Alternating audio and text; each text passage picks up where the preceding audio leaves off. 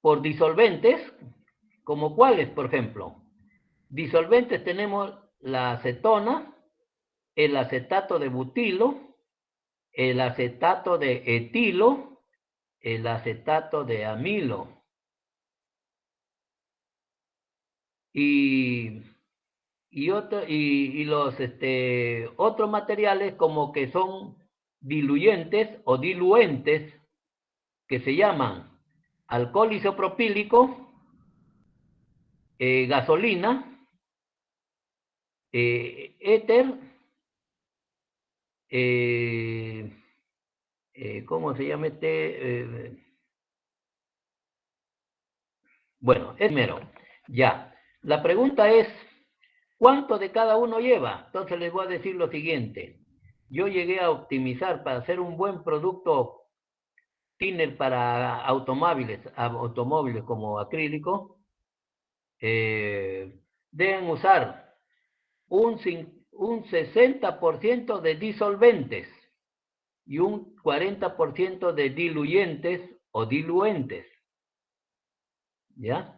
Un 60% de disolventes. Por ejemplo, yo le recomiendo 30% de acetona, 10% de acetato de butilo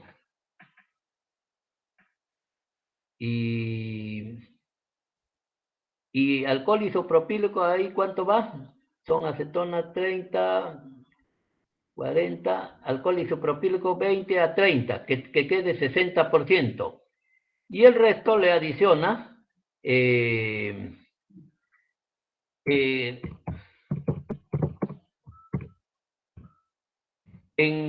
las empresas que venden thinner, perdón, que venden solventes como Petroperú, no sé si sigue vendiendo este solvente número 1, que viene a ser una especie de benzina, ¿ya?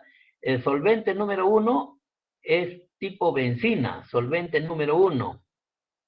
Y también principalmente este solvente le puede poner para abaratar, porque los disolventes son caros y el solvente es más barato. Y ustedes me dirán, ¿por qué son más caros los disolventes? Porque necesitan toda una fábrica, una planta. Por ejemplo, acá si no sabían, no sé si sigue, la planta de acetatos existía en Cartavio. Fabricaba acetato de etilo, de butilo, de amilo. Mi tesis es de acetato de butilo, de N-butilo. Entonces, de tesis de químico. Ahora, el solvente sirve para abaratar. Pero les voy a decir algo. ¿En qué bueno, si ustedes lo mezclan, eso tiene un buen thinner, ¿ya? Si tienen 60 de disolventes y 40 de solvente número 1. Ahora, todas estas sustancias tienes que manipularlo con mucho cuidado y con el ánimo de darles un conocimiento que incluso yo lo he vivido. Les voy a decir lo siguiente. En primer lugar, cuando lleven, creo, en el 7º ciclo, seguridad y salud ocupacional, deben tener mucho cuidado con estos disolventes porque son inflamables.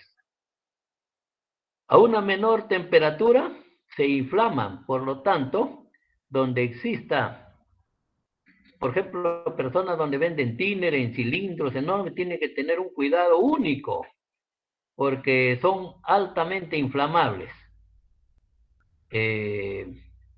Y segundo, te producen daños a la salud en contacto con ellos. Si lo coges mucho te va a dar dermatitis, pero si lo hueles como que yo tenía sí o sí de olerlo, por lo que estaba haciendo mis experimentos en mi laboratorio de la empresita donde yo asesoraba, estos disolventes te hacen perder el olfato.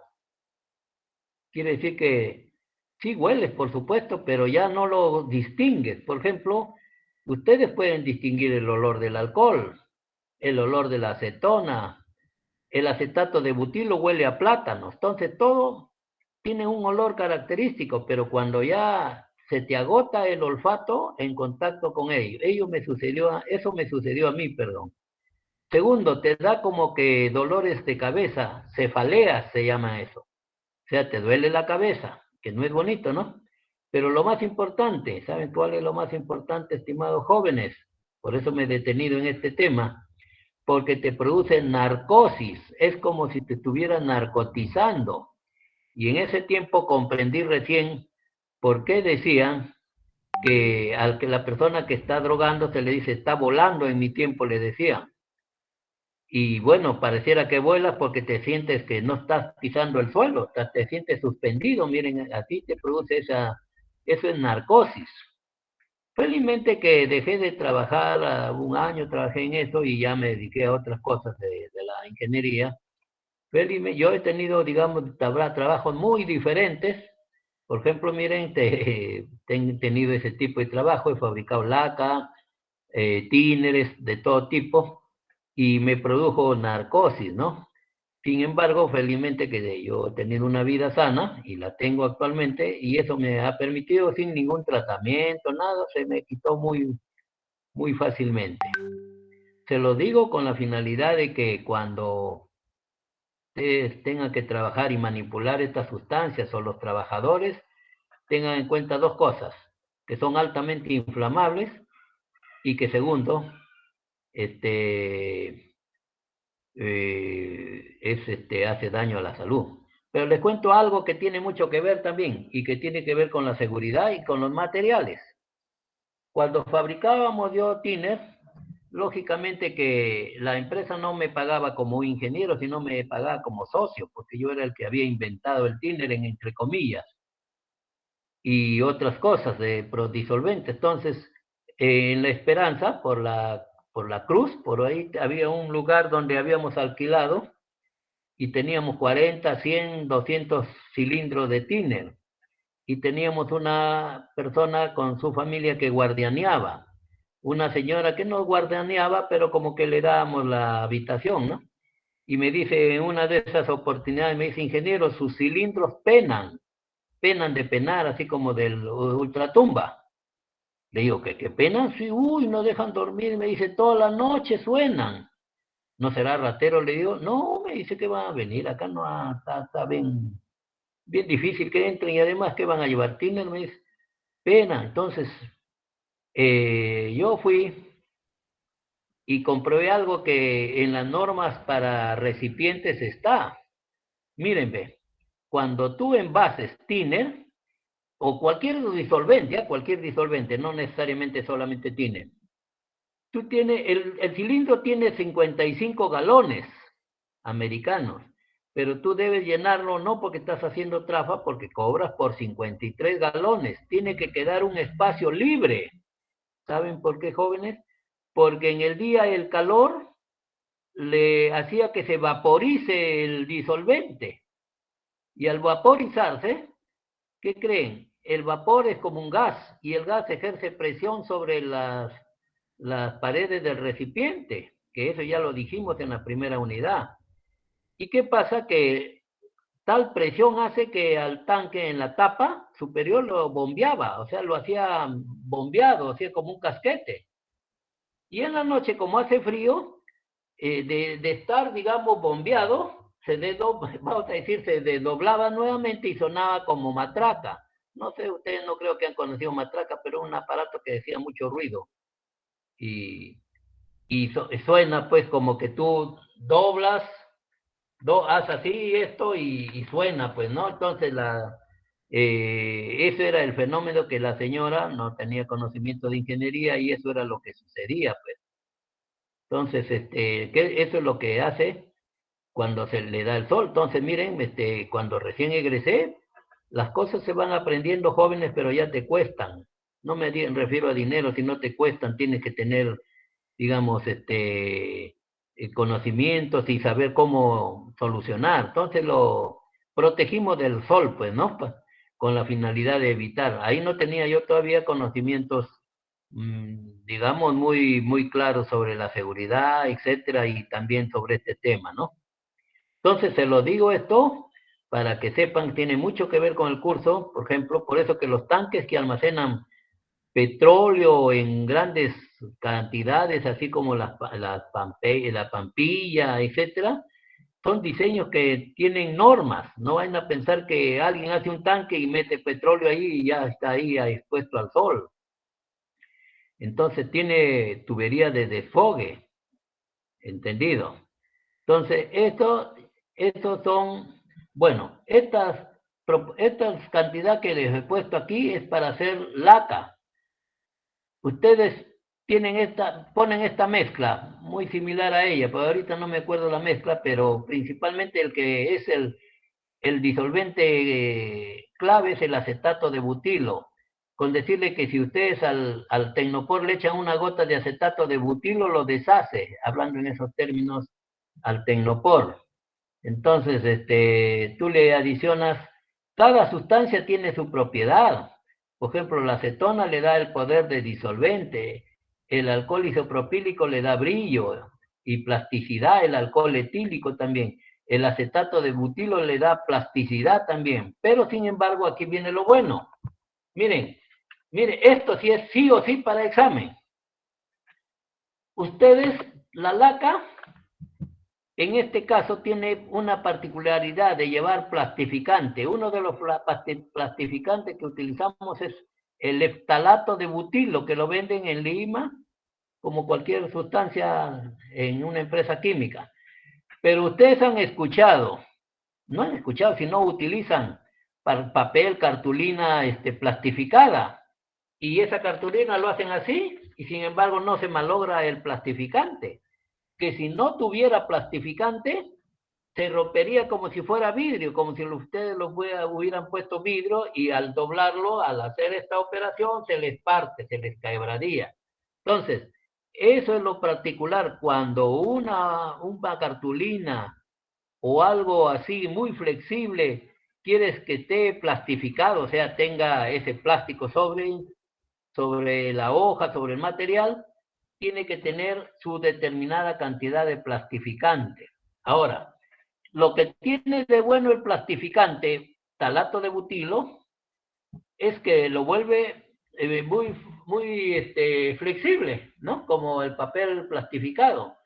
Sin embargo, la parte mala es que le quita resistencia al plástico, ¿ya? Le quita resistencia al plástico. Entonces, eso es lo que tenían que ustedes conocer. Entonces, sepan ustedes, estimados jóvenes, que en este caso sí estamos hablando de propiedades, ¿no? Los plastificantes tienen la función efectivamente de hacerlo más elástico, más plástico, pero le disminuye su resistencia. Cuanto más le adicionan, menos resistencia tiene.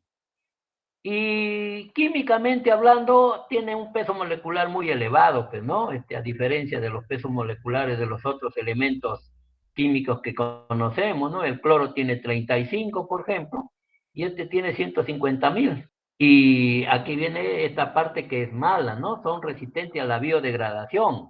Quiere decir que el plástico de por sí solo no viviríamos para ver que se haya biodegradado, sino duran algunos autores entre 300 a 500 años. Pero bueno, no hay persona que dure eso para saber si es cierto. Pero ese es el tiempo que dura, por eso que el material plástico el residuo de plástico ya es un gran problema, ustedes habrán sabido, y aquí para muchos de ustedes que van a hacer trabajos que tienen que ver con residuos o reciclado de plástico, sepan que una de las razones importantísimas de reciclar es justamente que evitas que permanezca en el ambiente contaminando. Bueno, lo peor de todo es cuando llega a las zonas marinas, o sea, al mar, a los océanos, se contaminan y esos pequeños micropartículas de plástico se la comen los peces y los peces entran a la cadena alimenticia de las personas y tenemos problemas graves de salud, pues, o sea, comer plástico de ninguna manera va a ser correcto, pues no. Bueno, no, correcto o no, pero sí que es completamente dañino a la salud. Entonces, eso es la importancia entonces, si ustedes quisieran justificar por qué es importante reciclar cualquier sustancia, en este caso plásticos, porque contribuyes digamos, disminuir la contaminación mediante el reciclado. Pero miren, si bien es cierto que a los niños de jardines, de colegios, incluso en jóvenes, vamos a decir que a mi nieta le hicieron reina de su jardín, y le dijo la profesora como para que incentive el reciclaje, le hizo mi hija su vestido de reciclado, que lo hizo muy bonito, y quedó muy bonito, pero eso no es reciclar, porque termina la fiesta y ese vestido no lo va a utilizar, y además no es muy bueno para ello. Entonces eso no es reciclaje. El reciclaje es, por ejemplo, que hagan ustedes ladrillo, donde un ladrillo, digamos, dura 50, 100 años. De una construcción tienen más de 50, 60, 70, 80 años. Entonces, eso es reciclar, ¿entendido? O utilizarlo en algo que sea de esa naturaleza, pues, ¿no? Bien. Y la otra es que como la materia prima es un costo que tiene, digamos, es significativo en la evaluación económica, cuando tú fabricas algo, tú dices, ¿cuál es tu costo? Entonces tú dices el costo de materia prima, costo de mano de obra directa, o sea, mano de obra del colaborador o trabajador, costo del ingeniero, o sea, el supervisor, costo administrativo, costo de marketing, etcétera. Pero tus costos van a ser más baratos, ¿por qué? Porque uno de los costos más o menos significativos es la materia prima y tú la vas a tener casi como gratis, ¿no? O un precio pequeño debido a que es de reciclo. Entonces, ese también es un beneficio para las empresas que reciclan porque sus costos son menores. Ahora vemos, los polímeros o plásticos son producidos tras un proceso de polimerización. Bueno, no nos interesa mucho la parte química, pero sepan ustedes de que el proceso de fabricación de un plástico es el de polimerización. ¿Qué significa poli? Muchos, y parte, valga la redundancia, a partir de una unidad que se llama monómero, ¿no? Monómeros o dímeros también aquí.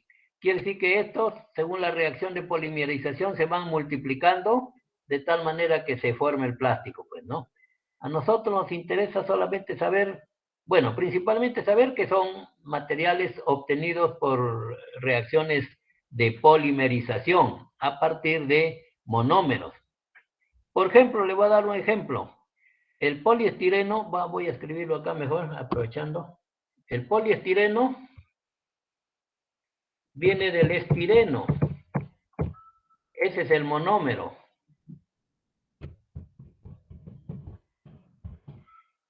El poliestireno es en este caso, para fabricar el poliestireno, sale del monómero.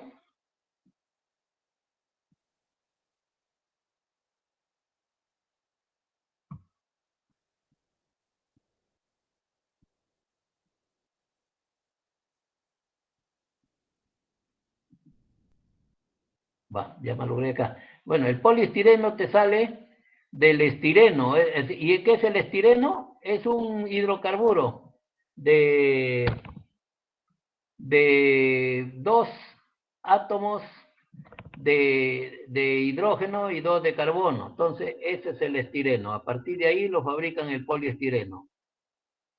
Bueno, acá son macromoléculas porque son moléculas de un gran peso molecular, como han visto, 150.000 por lo menos. Dicen, se repiten en cadenas llamadas monómeros. Bueno, eso ya es materia que le den su leidita. Vamos viendo algo más importante.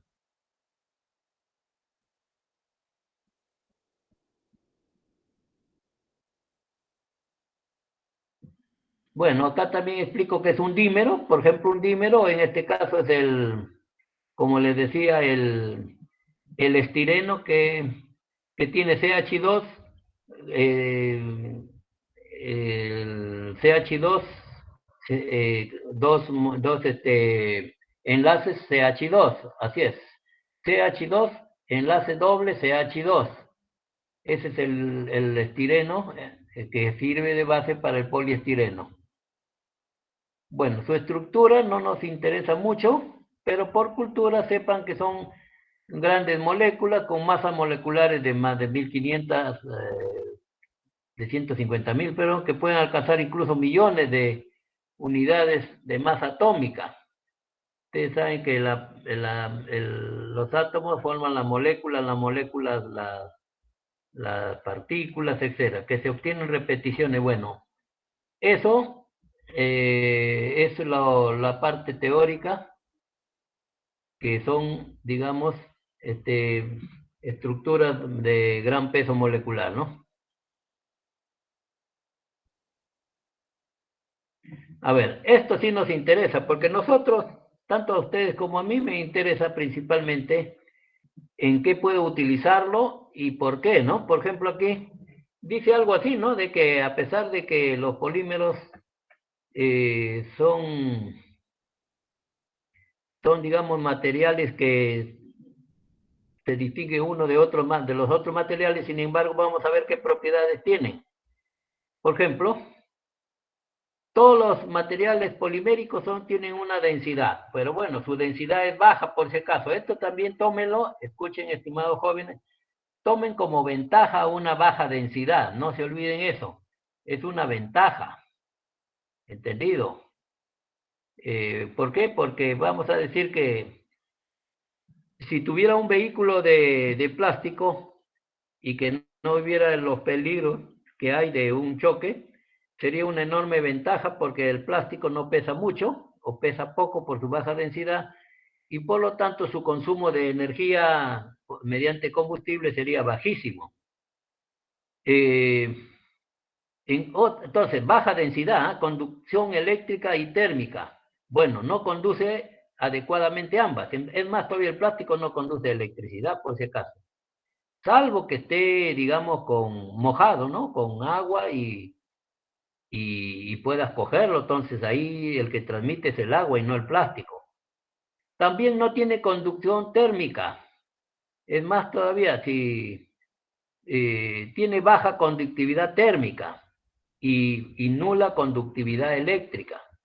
Entonces el plástico por eso se utiliza mucho para interruptores, cubiertas de materiales que tienen sistemas electrónicos, eléctricos, etcétera. Tiene baja conductividad térmica, tiene alta resistencia química. Entonces estos son para exámenes, ¿ah? Por ejemplo, si yo le dijera, ¿qué ventajas tiene los polímeros a diferencia de otros materiales metálicos, cerámicos, que tiene baja densidad? Eso tómenlo por si acaso como una ventaja. Tiene nula conducción eléctrica, o sea, no conduce la electricidad. Eso es bueno, pues, si es que se trata porque se puede aprovechar para fabricar instrumentos, digamos, interruptores, piezas eléctricas, etcétera. Y tiene baja conducción térmica. Es más todavía que en algunos casos el plástico no resiste más de 100 grados, ¿no? Y a fuego directo ni hablar, se quema inmediatamente. Otra buena, otra buena propiedad es la resistencia química. Quiere decir que es altamente resistente a cualquier sustancia química como ácidos, bases o sales, ¿ya? A ver, ácido, por ejemplo, el ácido clorhídrico es el ácido que compramos para limpieza, que se utiliza para baños, etcétera, ¿no? Y le llaman ácido muriático. Tiene resistencia al ácido sulfúrico. Por eso que las baterías de carro es un plástico el que sostiene el electrolito que es ácido con ácido sulfúrico. Resiste bases fuertes, ¿ah? Como la soda cáustica, es muy fuerte, ¿ah? No se coge la soda cáustica por si acaso. Lo venden en ferreterías, pero ¿saben qué? Un amigo de mi promoción justo compró soda cáustica y lo guardó en su bolsillo de su pecho. Y de repente sentía que le picaba el pecho, pues, ¿no? Por el lado del bolsillo que tenemos en el lado izquierdo. Y cuando se va a su casa, le había quemado el ácido, perdón, el hidróxido de potasio, o soda cáustica también llamada. Le había quemado y le había despellejado un poco, por eso que le comía, sino que como es lento, entonces él no lo sentía tan fuerte, pues, ¿no? Y también resisten sales. Ustedes dirán, pero la sal, pues también yo lo tengo hasta en una bolsa. Claro, las sales, por ejemplo, el cloruro de sodio, como la sal que se echa en la mesa, Seca no hay ningún problema, pero húmeda eso es un peligro para hasta el acero inoxidable, se corroe por si acaso con la sal. Tengan cuidado, no adicionen algo que tenga cloro en el acero inoxidable porque lo ataca. Tiene características ópticas, bueno, brillo, transparencia, claridad, turbidez. Y bueno, eso ya puede o no ser una ventaja, ¿no? Pero sí es, por ejemplo, miren, le voy a decir algo. Es un concurso que tuve oportunidad de ganar a nivel internacional, es en el premio Simón Bolívar. En ese premio presenté un diseño de un fotoreactor. ¿Qué es un fotoreactor? Es a la final es tubo de plástico transparente, figúrense, ahí me sirvió, y lo utilicé justamente por sus propiedades ópticas. O sea, el brillo es transparente, claro, y bueno, no es turbio en este caso, entonces yo preferí pues que sea tubo de transparente, ¿no?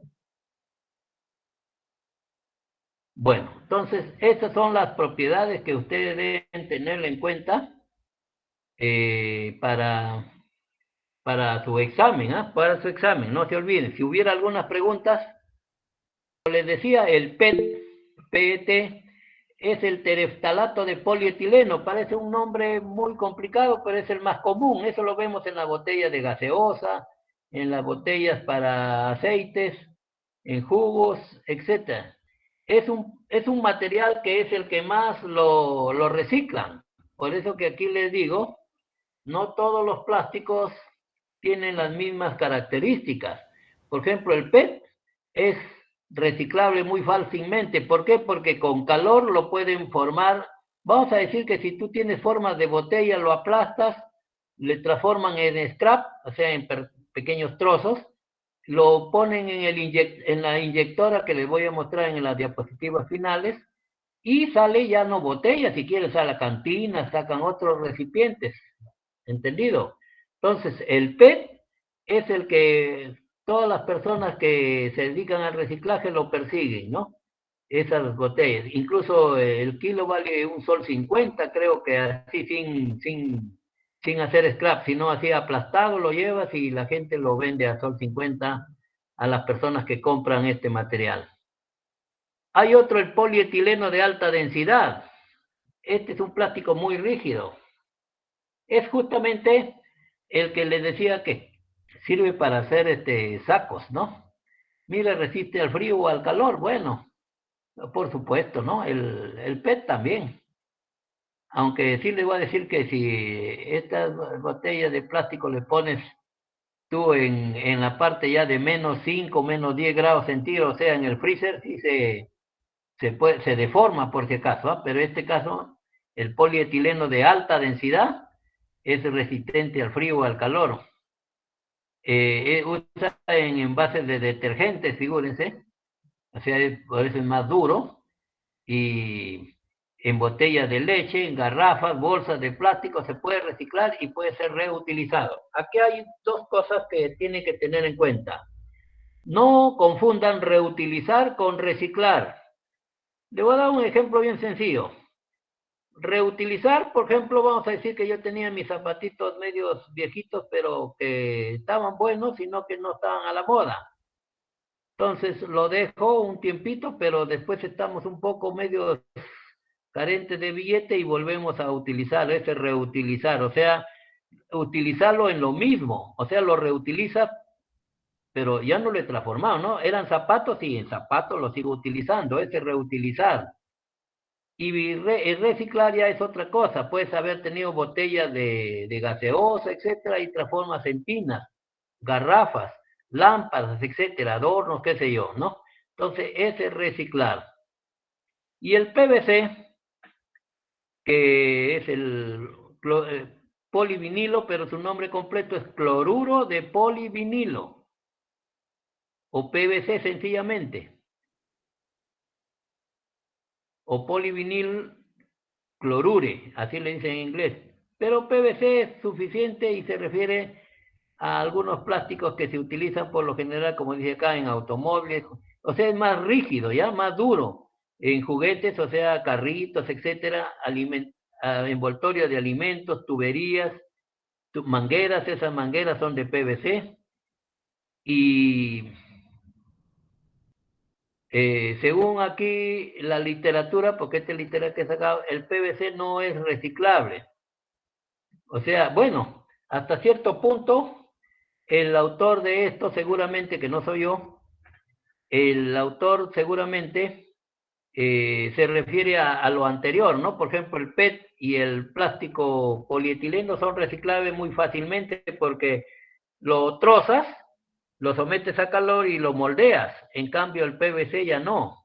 Sin embargo, puede ser utilizado para aglomerar, ¿no? O sea, no necesariamente reciclar significa que tienes que utilizar calor, sino tú puedes transformarlo en partículas, por ejemplo, y integrarlo a un ladrillo o a unas, o hacer, por ejemplo, láminas resistentes, etcétera, y se puede hacer. O sea, pero ya no, por supuesto, calentándolo, ¿no? Esa es la diferencia que tiene con lo anterior. El polietileno de baja densidad. Uso en bolsas botellas para agua. A esas botellas, por ejemplo, de agua de mesa, etcétera. Y también acá dice que no siempre es reciclable. Bueno, como les digo, es por lo que los dos primeros que hemos mencionado son fácilmente reciclables. ¿Saben por qué? Porque las empresas, las empresas que fabrican depósitos, plásticos, etcétera, ellos utilizan una parte de materia prima nueva, por decir adquirida nueva, materia prima, o sea, el polímero, y otra parte de reciclo. Entonces, ¿qué es lo que pasa? Que ahí abaratan sus costos y también reciclan. Una de ellas hacen las fábricas de bebidas gaseosas, por ejemplo, la Inca Kola, que se ha unido con la Casinelli. Yo he visitado con mis alumnos de industrial hace ya muchísimo tiempo, tiene su propia fábrica de reciclaje, o sea, ellos elaboran sus botellas. Entonces, cuando se refiere no es reciclable, no necesariamente está bien dicho, no lo tomen a rajatabla, sino tómenlo como, por ejemplo, que los fabricantes de depósitos no lo utilizan en su proceso porque ellos inyectan el plástico en estado líquido o semilíquido, como se llama, estado vitrio, ¿ya? En estado vitrio. Entonces, en cambio, sí podemos reciclar, hacer una serie de cosas, solo que ya no, en este caso por inyección, etcétera, ¿no? De este polietileno de baja densidad hacen los popotes, se refiere a esos sorbetes en base de yogur, de mantequilla, etcétera. Es reutilizable, quiere decir que lo lavas y puedes reutilizarlo varias veces, ¿no? Algunas veces hemos comprado algo y para guardar algunas otras cosas lo utilizamos. Y en este caso, sí es reciclable, por ejemplo. A ver, vamos a ver qué es lo que ha dicho el autor del poliestireno. Este es el típico plástico, se utiliza para elaborar cajas de hamburguesas de los restaurantes de comida fast food, comida rápida, ¿ves? Eso es cierto, pues no, y más todavía se ha acrecentado con la pandemia de que pocos queríamos salir, y bueno, yo también en lo posible no salgo mucho, y prefiero, digamos, que me traigan en delivery, porque no vale también exponerse, pues no, lo mínimo que se pueda. Miren lo que dice, es altamente contaminante por lo que no debe ser reutilizado para usos alimenticios. Si evitas su uso estarás ayudando de un gran manera. Bueno, esto lo ha hecho la literatura donde salí, ¿no? Pero voy a darle una explicación. ¿Qué es el típico plástico? Sí, porque se utiliza mucho en lo que ya les he dicho. Se utiliza para elaborar cajas de hamburguesas, no solamente eso, sino se utiliza para embalajes, ¿no? Embalajes, por ejemplo, te compras tu televisor, tu refrigeradora, te viene con embalaje de este material. Entonces, yo les voy a enseñar en la clase próxima prácticas de puro plástico, ¿ya? En los restaurantes sí es cierto, pero ya se ha prohibido, ¿ah? Y no, ustedes no acepten, por si acaso, no acepten comidas en Tecnopor, salvo que sea algo frío. En algo frío no tienen problema, estimados jóvenes, pero en algo caliente ni hablar, ya les he dicho el por qué. ¿Es altamente contaminante? Bueno, es contaminante porque se emplea muchísimo, ¿no? Tú vas y te compras, por ejemplo, para toda tu familia tu menú, ahí mismo tiene 4 o 5 envases, te viene ya. De que no debe ser reutilizado, bueno, también es medio cochinito que tú hayas comido tu cabrito, diga, lo lavo con detergente y ya tengo para otro cabrito, no es así, pues, ¿no? Pero si evita su uso, dice es mejor. Bueno, aquí hay una cosa muy importante, tampoco no lo debemos tomar así a la ligera. Si evita su uso, estarás ayudando, quiere decir que mejor no fabriques. ¿Y qué hace con toda esa gente, estimados jóvenes, que esos trabajadores de estas empresas? ¿Los dejamos en la calle? Entonces, para eso está el reciclo, para eso está la solución que debemos proponer los ingenieros y ustedes ya lo van a hacer. Por ejemplo, esta es la máquina que yo sí reciclé y le vuelvo a poner. Por acá pones los envases de cabrito, de ceviche, y a través de esta conductor lo va lavando y lo va, digamos, eliminando la sustancia con soda cáustica. ¿Por qué? Aquí viene algo muy importante, estimados jóvenes, que puedan anotar.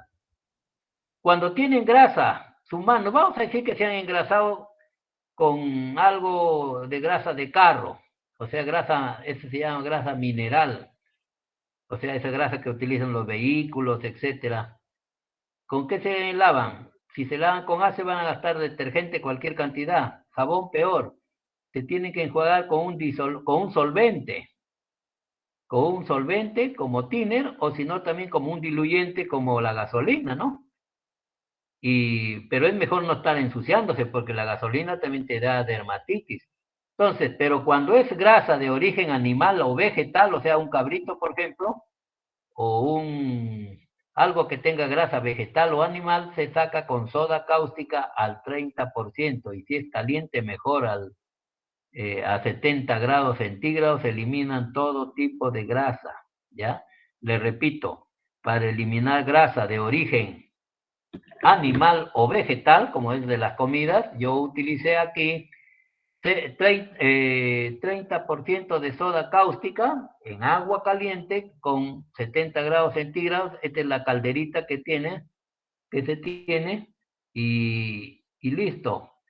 Elimino toda la grasa y queda limpio, pero como queda limpio, pero mojado, y si quiero hacer laca no puedes tener eso, entonces le puse en este secador, esta tubería, por acá va con un soplador que está por aquí oculto, lo envía el Tecnopor, lo seca. Aquí estas paredes están calientes, con vapor también.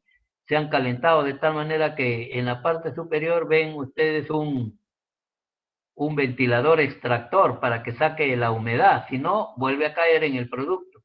Una vez que ya lo he secado, adicionen este mezcladorcito que está en el piso, ¿ve? Aquí lo agito y obtengo mi laca eh, transparente, ¿ve? Entonces sí reciclo. Bien, otros plásticos y materiales compuestos.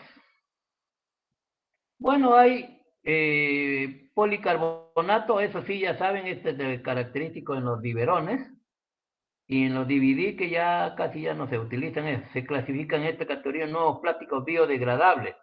También sabían que ustedes, si creen conveniente, pueden hacer plástico biodegradable, pero que ya es común, lo han hecho a investigadores, pero con almidón se hace por si acaso.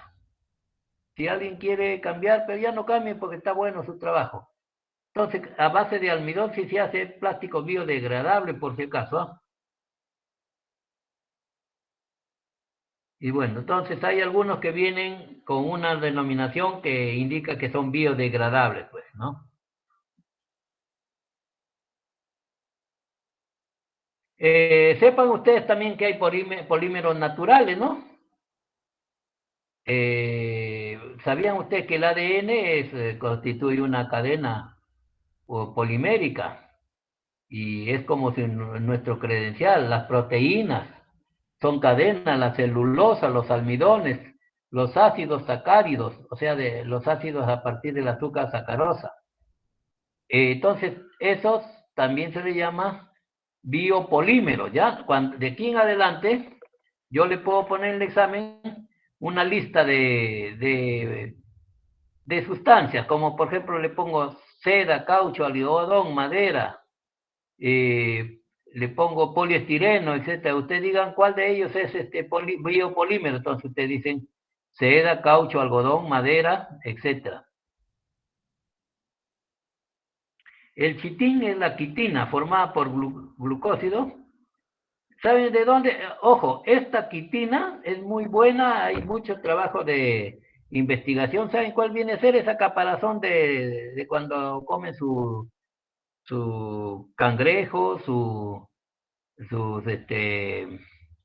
¿cómo se llama? Bueno, muy, si han probado el muy, también sus camarones, etcétera. Esa caparazón tiene quitina, ¿ya? Y tienen glúcidos nitrogenados y tienen lógicamente un color blanco. Bueno, también la lana, el almidón, la celulosa, la baquelita, el nylon, son por supuesto este tipo de polímeros. Y aquí tenemos los polímeros artificiales, el nylon, el polietileno, el cloruro de polivinilo, etcétera. Aquí tenemos algunos productos que ustedes los van a leer. Voy a explicarles solamente lo que pueda utilizarse y que sea interesante explicarlo. ¿Sabían que la nitrocelulosa, ustedes saben que la nitrocelulosa es el explosivo, es la dinamita? La nitrocelulosa también bueno, pero no en cantidades diferentes, en proporciones diferentes.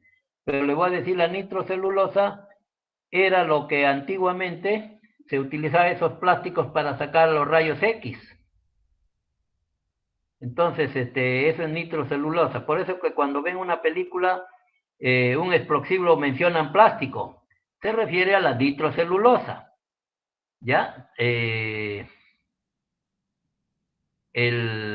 Por si acaso los nitros, como el nitrotolueno, también son explosivos. Y de ahí viene la trinitroglicerina. ¿Saben qué es la trinitroglicerina? Dinamita líquida. Entonces, para que hagan que no sea líquido y puedan mantenerlo, porque la nitroglicerina en películas se ha visto que el bandido o el joven de la película, así le decían al héroe, manipulaba nitroglicerina, pero lo hacía con mucho cuidado, es cierto, porque el movimiento de esta sustancia produce explosión. Esa es la trinitroglicerina. Viene a ser la molécula del benceno con radicales de nitros, ¿no? Entonces, la nitroglicerina o trinitroglicerina se transforma en dinamita, le adiciona un material como, ¿saben qué? Arcilla, tipo arcilla. Eh, entonces, así está constituido la dinamita, el caucho, etcétera, ¿no? Entonces, aquí menciono nuevamente polímeros naturales, uno de ellos es la albúmina del huevo. La albúmina es la parte clara, por si acaso. Eh, la albúmina es la que tiene justamente la yema, lo que llamamos la yema, ¿no? Y también la clara, pero la yema tiene una mayor cantidad. Le voy a decir algo sobre la albúmina. Miren, acá dice se coagula, ¿no? Les voy a contar algo. ¿Sabían ustedes que para fabricar vino casero en la antigüedad, el que quería hacer vino es fácil, ustedes ahí la uva lo ponen a fermentar 48 horas y hacen todo bueno, le voy a explicar más o menos, pero no para que fabriquen, si quieren para conocimiento nada más. lo ponen en un barril, toda la uva chancada con el jugo, y si tuviera baja cantidad de azúcar, le adicionan con azúcar, pero un vino de alta calidad no debe llevar azúcar adicional. Entonces, para que los ollejos no floten y se deterioren, porque los ollejos flotan, o sea, me refiero a los orujos, se llaman, o sea, la cáscara de las uvas, se le pone una especie de, como le dijera, una especie de estera, o sea, una especie de malla, para que salga el líquido, pero no llegue a subir los orujos. A los 48 o algo así de horas, ya está el vino oliendo a vino. Ahora, cuando tú lo quieres trasvasar, vas a ver que en la botella te va a quedar siempre, por más que tú le trasvases de un lugar a otro, te va a quedar unas partículas que son malas porque eso lo van a hacer que se pique, entre comillas, así se llama el vino cuando se está deteriorando, se está vinagrando. Entonces, ¿sabes lo que le echan para eliminar esa partícula?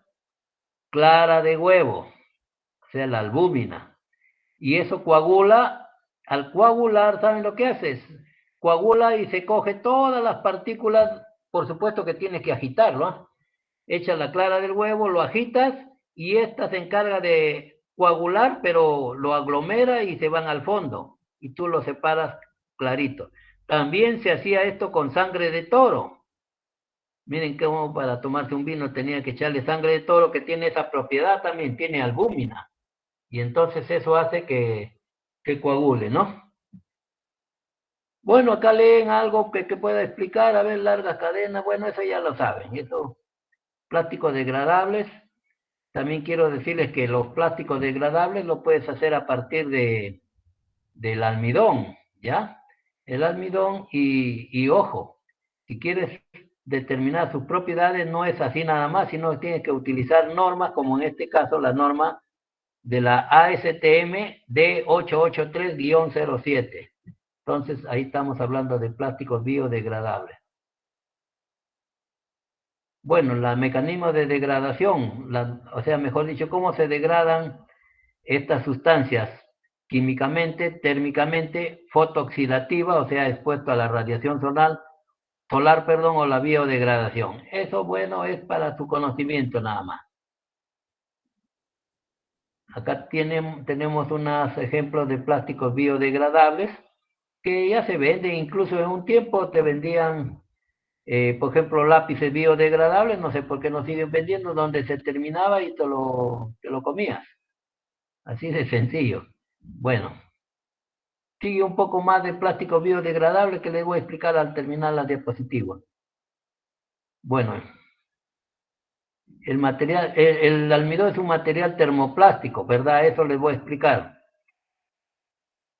Bueno, fuertemente hidrofílico, quiere decir que no se atrae con el agua, de bajo costo y alta disponibilidad. Miren, esto es muy bueno como ingenieros industriales. Cuando quieran fabricar un plástico biodegradable, la materia prima más adecuada es el almidón. ¿Cómo sacan el almidón? ¿Saben qué? Es bien sencillo. Ustedes rayan la yuca o rayan papa.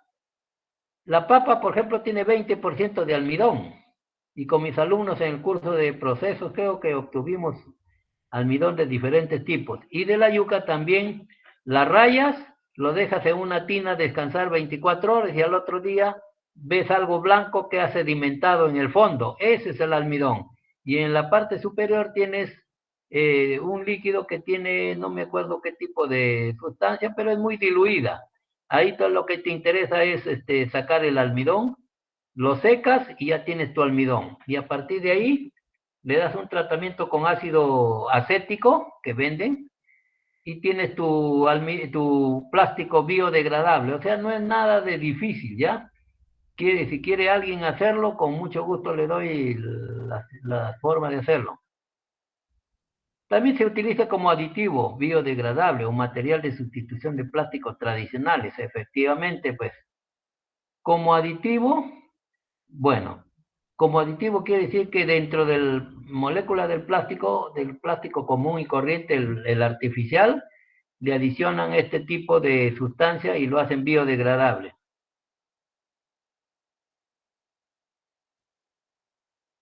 Bueno, efectivamente las sustancias que tienen almidón es el maíz, el trigo, la papa. Tengo entendido, tengo no, si no he hecho ensayos ya. Es un trabajo de investigación que he terminado de hacer. El ciclo pasado, el año pasado ya terminado, se obtiene 23% de almidón de la papa, por si acaso.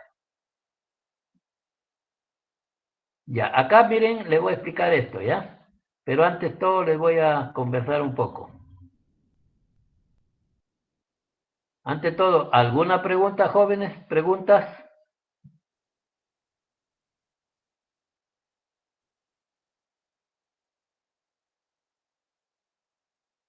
Bueno, les voy a contar. Lo que vamos a ver es algo que quiero que tengan en cuenta.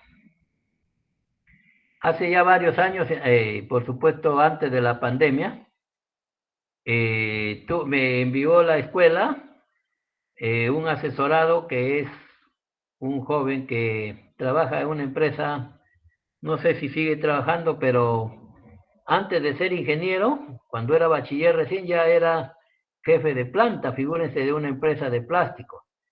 Él estudió ingeniería industrial en la UNT, pero en la sede, ya, de Pacalmayo, creo, o Guadalupe, qué sé yo. Entonces, este joven se recibió haciendo una tesis que aplicaba conocimientos básicos de ingeniería y resolvió un problema. Miren, cuando era bachiller ya estaba de jefe de planta. Ahora me supongo ya han pasado los años y está más caldeado, me supongo que tendrá un mejor puesto. Pero ser jefe de planta no es cosa pequeña, eso lo hacen ingenieros con tiempo de experiencia. Bueno, les voy a explicar. Estas diapositivas las proporcionó este joven, puesto que trabajó en esta empresa. Les voy a explicar qué es lo que hizo. Bueno, miren, ve. Esta es una planta de inyección de plástico y esto que ven aquí es una matriz que pesa 2,5 toneladas, por eso que lo llevan en un carrito, miren. Esta matriz es de puro acero al carbono. Miren, tiene una serie de piezas dependiendo lo que la figura o de plástico que va a sacar, pues, ¿no? Miren, esta empresa se llama Yeca Corp. Fabrican baldes de 4 litros, de 20 litros, tapas, galoneras, frascos, tapas de baldes, sobres, etcétera. Y también, si ustedes llevan su matriz, o sea, su molde, les pueden fabricar de plástico lo que ustedes crean conveniente, por inyección. O sea, también es así por si acaso este tipo de negocio que te dan servicio también. Miren, esta es la planta de inyección de plástico, ¿ya? Esta es la planta de inyección de plástico, viéndolo, esta es la máquina inyectora, entonces, viendo en su exterior. Bueno, el colega ahora ya, él ya, no solamente hizo lo que les voy a indicar, sino también hizo un ordenamiento, se aplicó sus 5 S, como ven ustedes ahí. Hay un poquito de desorden, ¿no? Por ejemplo, este señor está sentado trabajando, por supuesto que está trabajando, pero las cosas en el piso, una silla que puede interrumpir, etcétera. Miren eso, y de ahí van a ver lo siguiente, ¿no?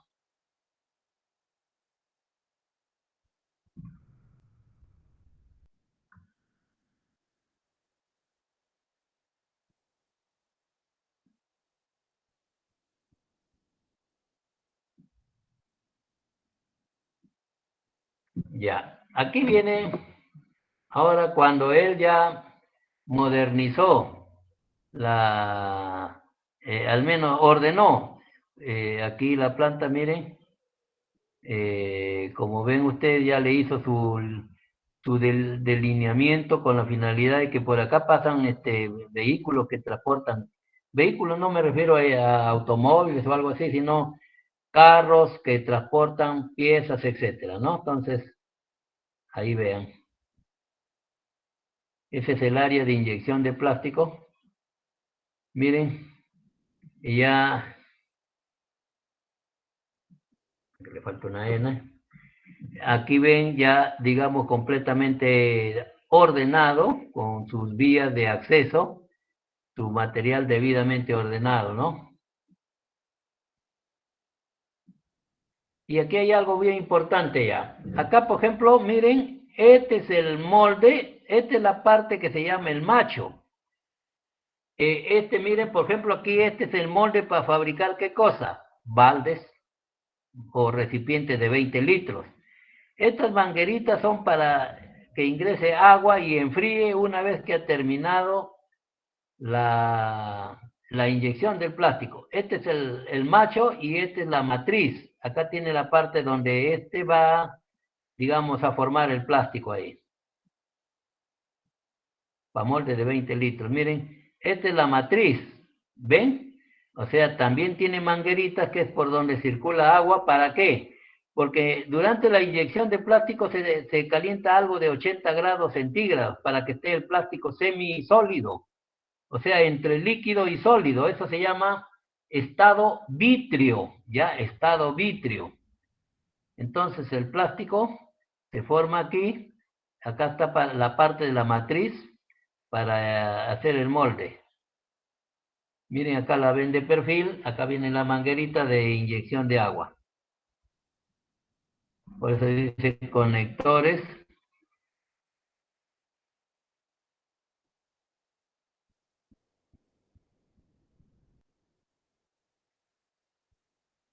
Ahí dice parte del lado hembra para balde de 20 litros, o sea, de la matriz, ¿no? Bien. Acá tienen también de perfil con los conectores de refrigeración y aire del molde. Yo les voy a explicar esto. Primero veamos figuras, ¿no? Ahí están los conductos por donde circula el sistema de refrigeración. Aquí está un plástico sacando, miren. O sea, el macho ha ingresado aquí. Esta es la matriz o hembra y sale el recipiente. Y esta es la matriz. Pesan 2,5 toneladas o 2 toneladas, algo así. Ya, molde desmontado para ser levantado para su cambio por el otro molde. Ahora sí les voy a explicar. Ahora sí van a subir otra matriz para fabricar moldes de recipiente de 4 litros. Entonces aquí les voy a explicar yo las cosas. Acá lo que tiene la empresa es un tecle. Esto se llama un tecle. Es decir, es tecle manual. Quiere decir que la persona lo levanta manualmente, pero utilizando este tecle que ayuda, por supuesto, mediante poleas, ¿no?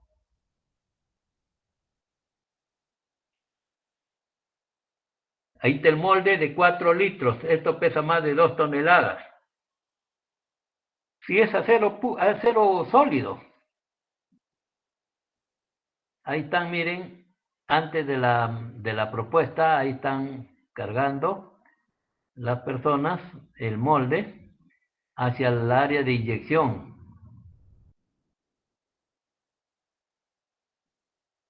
Aquí están nuevamente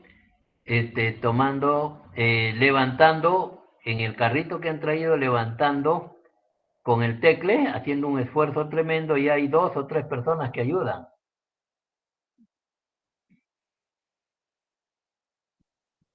Miren, ahí está izando, o sea, está tratando de levantar el molde. La inyectora está abierta. Bueno, ahora les explico yo lo siguiente, pero antes de mirar algunos cálculos. ¿Qué es lo que ha hecho este joven?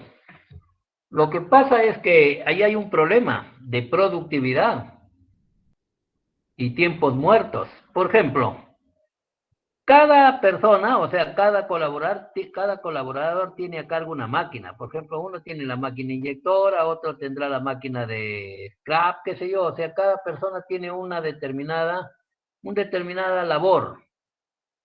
Entonces, ¿qué es lo que pasa? Que en la máquina inyectora, o sea, donde forman por inyección a los plásticos, sacan recipientes de 20 litros, de 4 litros, tapas, envases, etcétera. Para cada uno de esos tipos de productos tiene una matriz. y las matrices pesan un promedio de 20 toneladas, o 2 toneladas creo, ahí el cálculo lo vamos a ver. 2 toneladas creo, 2 toneladas efectivamente, ¿no? Entonces, a pesar de que tienen un tecle que ayuda a subir, pero eso es demasiado pesado y aparte también riesgoso, porque el tecle lo levanta, pero comienza a oscilar, digamos, la matriz. Entonces, este joven se propuso solucionar y con mi asesoramiento se llegó a hacer algo que la empresa lo empleó y todavía siguió haciendo cosas mejoras.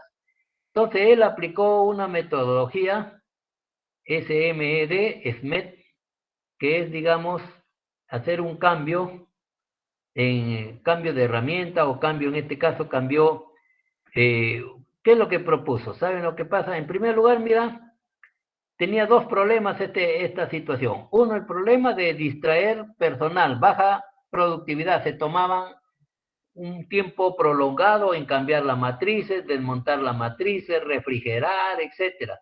Y también había otro problema, que el agua que utilizaban de refrigeración para enfriar y sacar el molde, porque ustedes saben, sale a 80 grados caliente, entonces tienen que enfriar el molde por esas mangueritas que han visto para que tenga una temperatura donde pueda uno levantarlo, pues, o sacarlo, ¿no?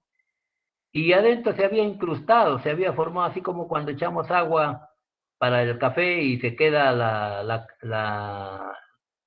esa escoria que queda dentro del tacho que le llamamos caliche, eso se queda ahí y hace una mala transmisión. Entonces tenía todos esos problemas. Y tercero, también peligro de, aparte tenía tres problemas, ¿no? Uno, improductividad. Mucho tiempo empleaban en llevar, traer y lo traían desde el almacén. Dos, distraer al personal que tenía otra función para ir a ayudar a levantar. Tres, incrustación en las tuberías de refrigeración. Entonces, ¿sabe lo que se propuso? Es lo siguiente. A ver, vamos a ver. No hay figura, pero sí les voy a explicar, ¿no? Lo que se hizo, estimados jóvenes, es aplicando una ecuación muy sencilla. En lugar de cargarlo entre varios, porque ahí no se ve que cargan hacia la carreta no se ve que cargan esa matriz de 2 toneladas. Sin embargo, a pesar de que con grúa, con tecle, van varias personas, lo levantan desde el almacén para llevarlo hasta donde está la máquina inyectora. Sencillamente se utiliza esta formulita que ustedes la pueden utilizar. T es momento torsional. Momento torsional es el que hace que giren, y les voy a explicar. Por una constante 63.000 por HP. O sea, HP es la potencia de, si quieres usar un motor, esta es la potencia del motor. Y N es la velocidad del motor. Entonces, a ver, sigamos y ahí les explico. Donde N velocidad rotacional del motor, HP es la potencia, pero T viene a ser lo que llevaron, ¿saben qué? En el curso de mecánica de sólidos, momento torsional es igual a fuerza por distancia. Eso nunca se olviden. Y les voy a dar un ejemplo. Cuando uno quiere cambiar una llanta, ¿qué es lo que hacemos? Sacamos el dado y la llave de tuercas, pero le ponemos una palanca adicional y muchas personas han visto que se suben y comienzan a saltar sobre esa palanca. Ese es para darle más torque, o sea, para darle más momento torsional. Y de la distancia, cuanto más distancia, o sea, cuando le pones a la llave de tuercas un tubo más, lo alargas, entonces la fuerza se multiplica. La fuerza es constante, ¿no? Porque tú pesas, por decir, si tú pesas 70 kilos, ya es tu peso. La distancia es la que agrandas para abrir la llave de tuercas y abrir y sacar la llanta, entonces tú tienes más torque. Entonces, esta fórmula es fuerza por distancia. Ya, si vas a cargar 2.500 kilos, o sea, en libras, 5.519 libras o equivalente, la distancia es 42 centímetros que dispone del carrito que van a acondicionarlo, saca el cálculo del torque y lo termina haciendo en HP y lo transforma en un motor. Quiere decir que en lugar de que estén levantando las personas con ese tecle que le demora mucho tiempo y encima puede ocasionarle un grave accidente, utilizas un motor de 14.5 HP y elevas el motor, lo bajas, lo cambias la matriz, etcétera. Entonces, eso es lo que hizo este joven, pero hay algo más que comentarle, ¿no?